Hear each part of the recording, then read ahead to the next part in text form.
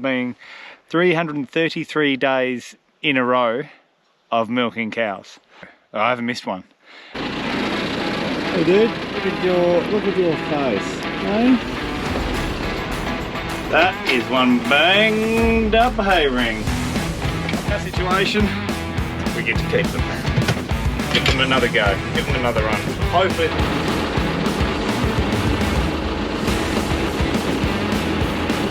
These size bars are going to make for a good whiteboard.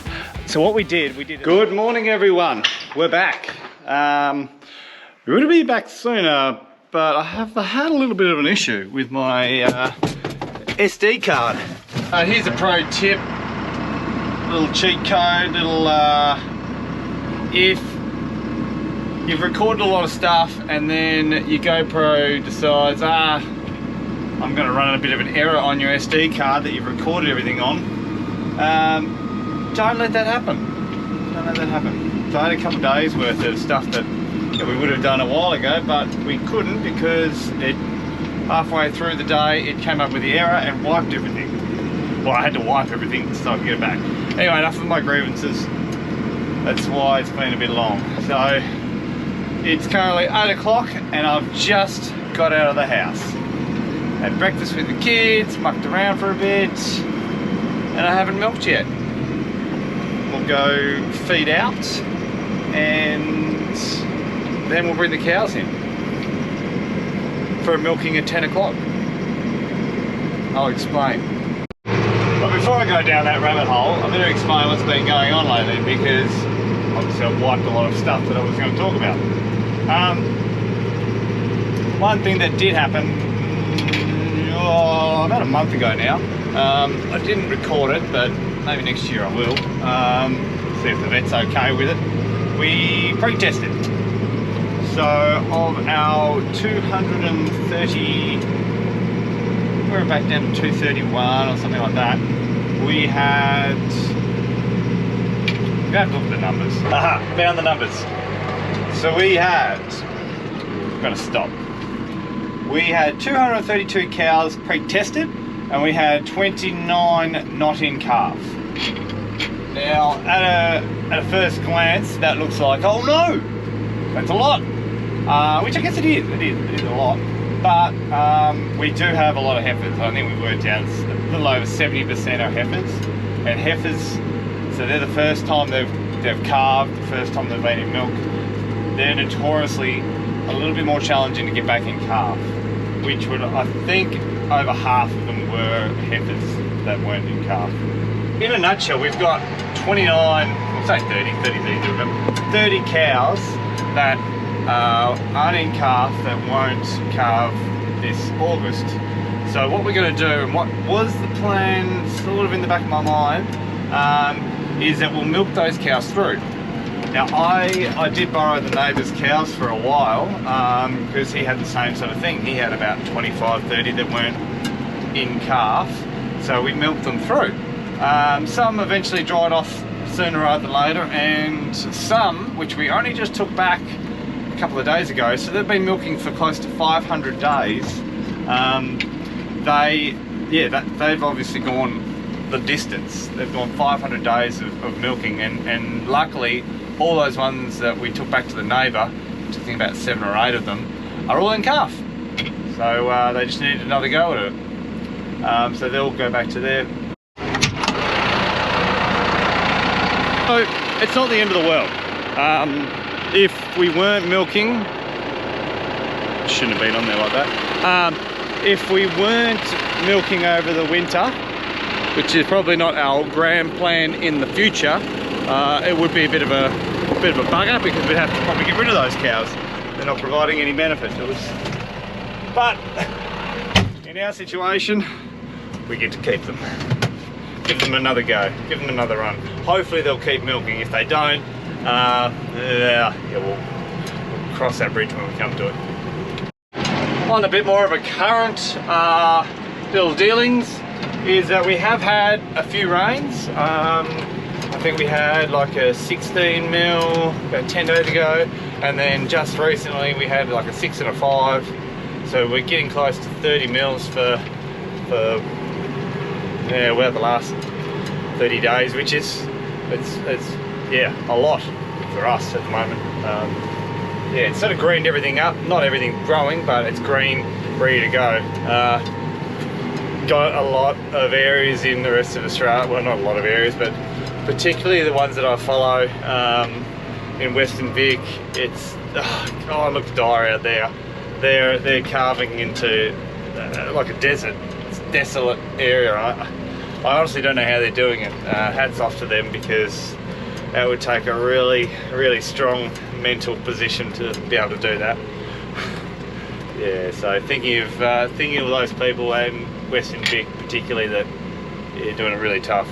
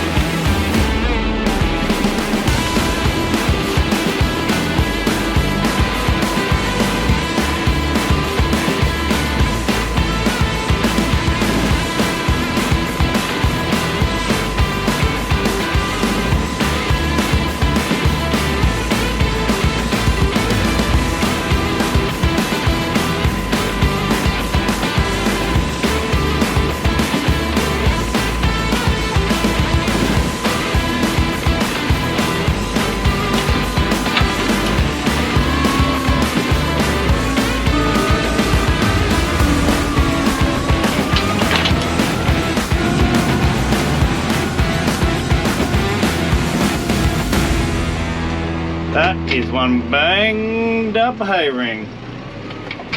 Now we've finished feeding a bit of silage for the milkers. Now we do have another mob that we've just created. These ladies here, oh, and a couple of dudes. So we've dried off about 30. So they're not the ones that aren't in calf. These are just cows that have simply, they've just dried off. And drying off means their milk production's gone right back into the point where it's probably not worthwhile milking them. So we've just pulled them out of the milkers, and so they don't go into the milking shed anymore. And yeah, they're on holiday. Lucky little shooters. A bit like me with my 10 AM start. Got some ducks. Also got a platypus in there. Biodiversity going wild. Got a good ring. Pulls us straight into it.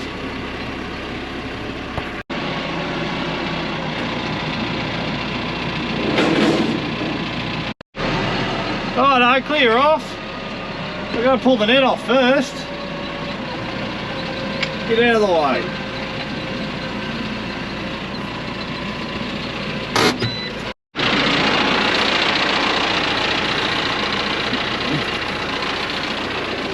Hey dude. Big bullhead you got. Hey ladies, geez, you're fast.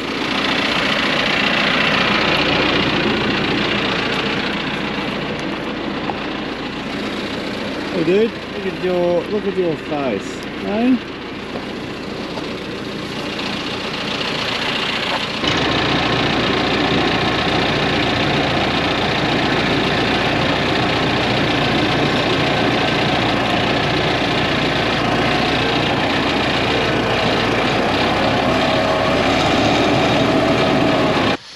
All right, we have finished milking a load of 30 bales of silage has just rocked up. So I've got my whiteboard marker because I want to explain what we're doing. We're doing flexible milking times. So flexible milking times, I don't know when it all occurred, but it's probably been happening forever and a day. Usually when people start slowing down their milk production, they'll go back to once a day and then they'll sort of finish up. Well now, I think it's largely New Zealand sort of thing. They've done a lot of research on it, New Zealand in general. So if you go to their website, Dairy NZ, it's got a lot of detail about it. So they have shown the differences between twice a day, your standard sort of milking times, and once a day. and everything in between. So there's all sorts of 13 milkings in 7 days, 12 milkings in 7 days, and they all have sort of varying sort of times of when they milk. And then of course allocations are different for the cows and whatever else. Early on in the season, we actually I tried 3 and 2 because I'm a one-man band. I think we've worked out we've done 300 days of milking in a row. I haven't missed one. I haven't missed a single day of milking. But I've been fortunate enough to be nominated to go do a dairy ambassador course, which is in Melbourne. So that means flying an hour over onto the mainland Australia and sitting in Melbourne for a few days. So that'll be the first time ever that I haven't milked at our place. So, which will end up being 333 days in a row of milking cows. So when you hear someone say, oh, we've done like 2 shifts or something like that, like 2 weeks, or people have shutdowns for like a month, yeah, it's a fairly good innings, but have you milked cows for 333 days? I reckon. Now, I'm not saying that I'm sort of abnormal for doing it. I guarantee you there'll be other dairy farmers out there that are in the same boat that probably do it every single day and probably have been doing it for years on years. But in my case, 333 days is a pretty good effort. We'll just leave it at that.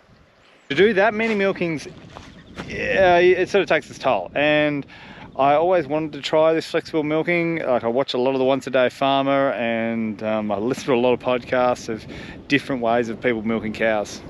So what we did, these silage bars are going to make for a good whiteboard. So what we did a 3 and 2. So 3 in 2. So 3 milkings in 2 days. So day 1 looked like our regular milking, 5 AM and 3 PM. That's our regular. And then on the second day, it's 10 AM. Ooh. So between that time and that time, that there is 10 hours and that there is 19 hours. That side and that side. And that went pretty well. G'day, Chuffy. G'day. Some things that came out of that 3 and 2 earlier in the season, it didn't work. It didn't work for us. It dropped milk production, even though I did feed them more. So because your allocations change, usually you've got a system of day break, night break, day break, night break. And we've got a set amount that we try and feed them in that period, depending on how many cows. So I was trying to feed them more during that 2-day period, but it still just wasn't making up for the difference. Yeah, we've got a chicken joining the party. So we found it was about 5 to 10% of a drop in milk production. And so for a 10% milk reduction, it was a little bit too hard to take because this is obviously our first year. Financially, things are very tight. And I mean, we'll get through, but I couldn't really justify losing that extra production for a sleep in every second day. Yes, cow condition improved. We don't suffer a lot of lameness, touch wood, touch wood. And all those other factors like using a little bit more hot water, it wasn't enough to make up for that difference in monetary value that we lost. So that was our case earlier on in the season. Fast forward, now we've been milking for, well, these cows that have been, that calved the 1st of August onwards, they've been milking from the 1st of August till now, which date is the 9th of May. So you do the math, can't think off the fly, but it's quite a few months. Now they're getting to the end of their lactation. They'll be finished up by early June probably. So we've only got really a month, 6 weeks left. So so fast forward to now, and we've gone to 3 and 2, but a bit of a variation in 10 and 7. So the pitfall about 3 and 2, besides the sort of reduction in milk, is that it is fortnightly. You can't really, like people come to visit, kids have got swimming, all those sorts of things. It's a little bit hard to get your head around where you're going to be at any one time. So we've gone to 10 and 7, which is 10 milkings in 7 days. So you've got 2 days there where you do once a day in a row. We'll go down to a silage bar, I'll show you. So I've written out here Monday, Saturday, Sunday, Sunday, 7 days. So this day here is 5 AM to 3 PM. 10 AM, 5 AM, 3 PM.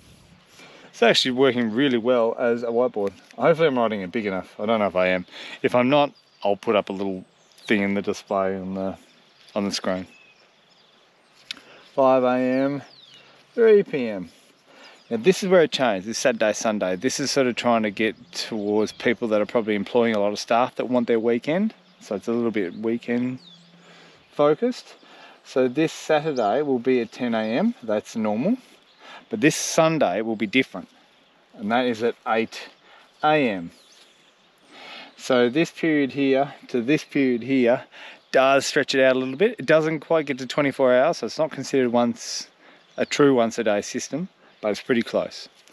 But this allows you to know, well, every Tuesday afternoon I've got off. When Thursday, Saturday, Sunday, I've got 4 afternoons where I can spend time with the kids. So it could be as close as you can get, I think, being the sole person milking the dairy cows and running your own farm, to getting a work-life balance. And yeah, it's only going to be for a month or two. And after that, we might drop it back to once a day. We might drive completely. We'll just see how we go. But for us at this moment, getting a bit of balance it's fantastic. It really is.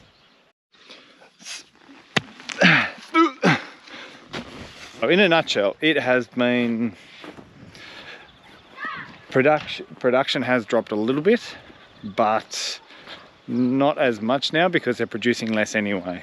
So if we say 10% of 2 milk solids a day is 0.2, if we're producing like we are right now about 1 milk solid a day, and we lose 0.1, which is 10%. So it's a lot less. It's a little bit easier to swallow. And yeah, I think the cows are enjoying it too. They're not walking as much, having a few more rainy days, mud's starting to get going.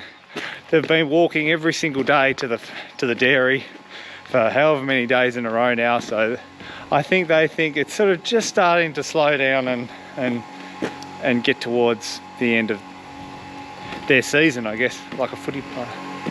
I think moving forward, there's sort of great opportunities to sort of realise for a lot of dairy farmers, which are probably already doing it, a lot of, but for us to change the way that we're doing our milking times. For those high production guys, they're probably not going to see the value in it because their cows probably aren't going to handle it all that well. I'll admit our cell count does go up a little bit every time we stretch that milking out. So if people say that they don't, well, for us we did. Yeah. This stinking heap of junk in the shed. I can't believe it's taking up space. But what I feel like it's going to look like for us in the future is I would love to do not a full season of 10 and 7. Like I think that would hit us too hard early on in the season. But I think if I could do, let's say, which I didn't realise was such a normal thing for a lot of New Zealand guys, but once a day for that colostrum herd, for that early part of their lactation. So then they'll go to twice a day milking, that standard